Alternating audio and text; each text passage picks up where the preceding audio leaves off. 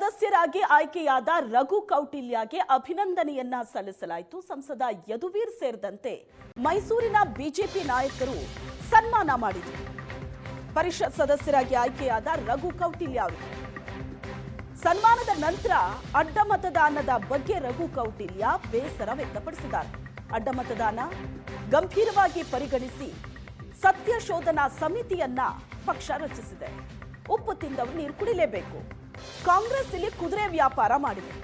ರಾಜ್ಯ ಕಾಂಗ್ರೆಸ್ ವಿರುದ್ಧ ಪರಿಷತ್ ಸದಸ್ಯ ರಘು ಕೌಟಿಲ್ಯ ಆರೋಪ ಮಾಡಿದರು. ಪರಿಷತ್ ಸದಸ್ಯರಾಗಿ ಆಯ್ಕೆಯಾದಂತಹ ರಘು ಕೌಟಿಲ್ಯ ಅವರನ್ನ ಸನ್ಮಾನಿಸಲಾಯಿತು. ಸಂಸದ ಯದುವೀರ್ ಸೇರಿದಂತೆ ಬಿಜೆಪಿಯ ನಾಯಕರು ರಘು ಕೌಟಿಲ್ಯ ಅವರಿಗೆ ಅಭಿನಂದನೆ ಸಲ್ಲಿಸಿದ್ರು, ಸನ್ಮಾನ ಮಾಡಿದರು. ಆಗಲೇ ಅದಕ್ಕೆ ಸಮಿತಿ ನೇಮಕ ಮಾಡಿದ್ದಾರೆ. ಅದು ಸಾಮಾನ್ಯ ಕಾರ್ಯಕರ್ತನಾಗಿ ಪಕ್ಷದ ಶಿಸ್ತು ಯಾರಾದರೂ ಉಲ್ಲಂಘಿಸಿದ್ರೆ ಅದು ಕ್ರಮ ಆಗುತ್ತೆ. ಅದಾಗುತ್ತೆ. ಆದರೆ ಈ ಪರಿಸ್ಥಿತಿಯನ್ನ ಕಾಂಗ್ರೆಸ್ನವರು ಅಡ್ವಾಂಟೇಜ್ ತಗೊಳ್ಳಿಕ್ಕೆ ನಾವು ಬಿಡಲ್ಲ. ಯಾರ್ಯಾರ ಮೇಲೂ ಅನುಮಾನ ಪಡೋದು, ಯಾರ್ಯಾರ ಮೇಲೂ ಸಂಶಯ ಪಡೋದು, ನಮ್ಮ ಎಲ್ಲ 62 ಶಾಸಕರ ಬಗ್ಗೆಯೂ ವಿಶ್ವಾಸ ಇದೆ. ಅದೇ ರೀತಿ ತಪ್ಪು ಮಾಡಿದವರು ಉಪ್ಪು ತಿಂದವರು ನೀರು ಕುಡಿತಾರೆ. ಅದು ಸರಿ ಇಲ್ಲ ಅಂತ ನಮ್ಮ ರಾಜ್ಯಾಧ್ಯಕ್ಷರು ಹೇಳಿದಾರಲ್ಲ.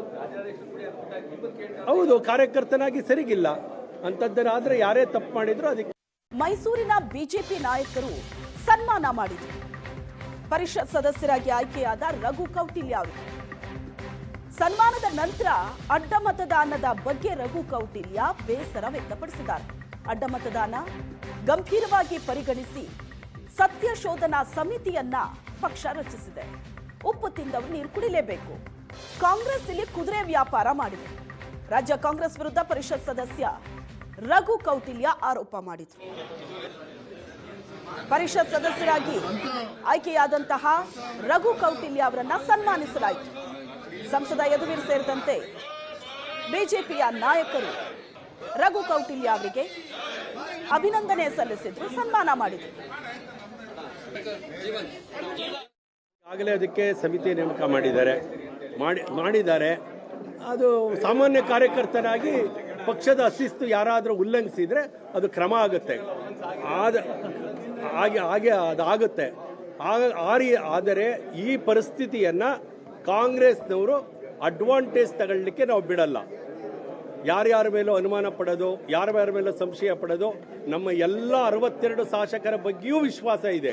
ಅದೇ ರೀತಿ ತಪ್ಪು ಮಾಡಿದವರು ಉಪ್ಪು ತಿಂದವರು ನೀರು ಕುಡಿತಾರೆ. ಅದು ಸರಿ ಇಲ್ಲ ಅಂತ ನಮ್ಮ ರಾಜ್ಯಾಧ್ಯಕ್ಷರು ಹೇಳಿದಾರಲ್ಲ. ಹೌದು, ಕಾರ್ಯಕರ್ತನಾಗಿ ಸರಿಗಿಲ್ಲ ಅಂತದ್ದರಾದ್ರೆ ಯಾರೇ ತಪ್ಪು ಮಾಡಿದ್ರು ಅದಕ್ಕೆ.